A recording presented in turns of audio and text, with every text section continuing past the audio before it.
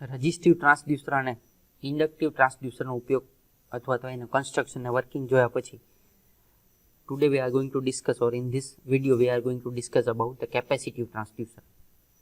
Okay, capacitive transducer એટલે કે કેપેસિટરના ફંડામેન્ટલનો યુઝ કરીને ટ્રાન્સડ્યુસર બનાવશું, બરાબર.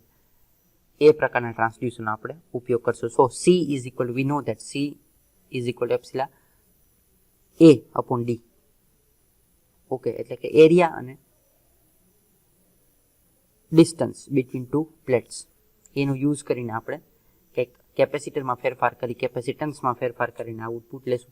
તો એમાંના 3 રીતે આપણે કેપેસિટરમાં ફેરફાર કરી શકાય. By changing the common plate area, common જે પ્લેટ એરિયા છે એમાં ચેન્જ કરીને, by changing the distance between two plate, બે પ્લેટમાં ફેરફાર કરીને, જે ડિસ્ટન્સ છે બે પ્લેટ વચ્ચેનો એમાં ફેરફાર કરીને કેપેસિટન્સમાં ફેરફાર કરી શકાય. D A and third one by changing the permittivity of the dielectric material, that is epsilon. એપ્સિલામાં ફેરફાર કરી, બરાબર, અને આપણે એપ્સિલામાં ફેરફાર કરી અને આપણે કેપેસિટરને ચેન્જ કરી શકીએ. સો 3 રીતે આપણે કેપેસિટન્સમાં ફેરફાર કરી શકીએ અને આઉટપુટ લઈ શકીએ. So first one by changing the common plate area. Common plate area જે અહીંયા દેખાય છે, બરાબર, એમાં એકને આપણે નીચે કરી દીધી, એકને પ્લેટને ઉપર કરી દીધી, એટલે કોમન જે પ્લેટ એરિયા છે ને એમાં ચેન્જ આવી ગયું. પેરેલલ જે પ્લેટ્સ છે એમાં ચેન્જ આવી ગયું. એમાં ચેન્જ આવે તો બટ ઓબ્વિયસ છે, જો એમાં ચેન્જ આવે તો એરિયામાં directly proportional to C is directly proportional to the area.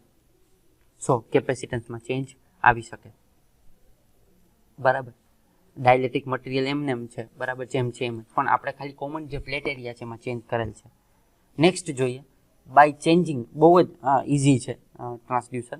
By changing the distance between two plates, બે પ્લેટમાં, બરાબર, જે ડિસ્ટન્સ છે બે પ્લેટ વચ્ચેનું એમાં ફેરફાર કરીને આપણે કેપેસિટન્સમાં ફેરફાર કરી શકીએ. We know that C is inversely proportional to D. Okay, so D ડિસ્ટન્સમાં ફેરફાર કરીએ એટલે કેપેસિટન્સમાં વધારો થઈ શકે, બરાબર ને. જેટલો વધારો થાય એ પ્રમાણે મને વોલ્ટેજ આપે, તો વોલ્ટેજ પરથી મને ખ્યાલ આવે કે કેટલું ડિસ્પ્લેસમેન્ટ થયું છે. So by changing the distance between two plates, okay, બે પ્લેટમાં ફેરફાર કરીએ. એન્ડ થર્ડ વન છે, ત્રીજો કોન્સેપ્ટની વાત કરીએ. સો થર્ડ વન આપણી પાસે છે by changing the permittivity of the material. Permittivity, મટીરિયલની પરમિટિવિટીને ચેન્જ કરી અને આઉટપુટમાં આપણે ચેન્જ કરી શકીએ. પ્લેટ અને કોમન એરિયા જેમ હતો એમ જ રાખીએ, પણ પરમિટિવિટીમાં ચેન્જ કરીને પણ આપણે ટ્રાન્સડ્યુસરનો ઉપયોગ કરીએ અથવા તો આ કોન્સેપ્ટનો ઉપયોગ કરીને આપણે મૂવ કરી શકીએ. તો ફોર એક્ઝામ્પલ કે આની સાથે આપણે પરમિટિવિટી ડિસ્પ્લેસમેન્ટ સાથે મૂકેલું હોય, રાખેલું હોય, પરમિટિવિટીમાં કંઈક ડિસ્પ્લેસમેન્ટ આપીએ તો મને કેપેસિટરના વોલ્ટેજમાં ચેન્જ મળે, અને જેટલો ચેન્જ મળે એ ડાયરેક્ટલી પ્રપોઝનલ ટુ ડિસ્પ્લેસમેન્ટ હોઈ શકે, જો બીજી બધી વસ્તુ કોન્સ્ટન્ટ હોય તો.